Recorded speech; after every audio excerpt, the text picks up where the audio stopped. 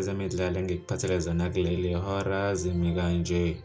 Abalandeli bekaizer Chiefs bacishe bamudla iphila unondweba okade ephethe umdlalo obaphakathi kwekaizer Chiefs kanye namamelodi Sundowns emva kokuba imamelodi Sundowns inenebule ikaizer Chiefs ngamagoli 4-0 emdlalweni obungomgqibelo ntambama e-FNB Stadium we-Carling Black Label quarterfinals.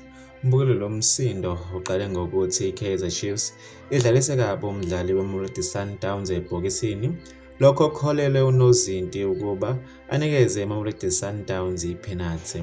Emva kokunikeza ipenalty, abalandeli bekaizer Chiefs babonakale sebetheleka ngaphakathi enkundleni beqonde ngqo kunondweba ukuyoxoxisana naye kulamula amaphoyisa wembukeli ngaye kwalokho ngabe kuxoxa olunye udaba. Wembukeli kuxwayisa abalandeli bekaizer Chiefs ukuba bangathathi umdlalo ngenhliziyo, kusuke kudlalwa nje. Mbukeli bekuzona-ke lezi bengikuphathele zona kuleli hora, bekuvo lakho kwi-comment section. Ngizokubona kwenye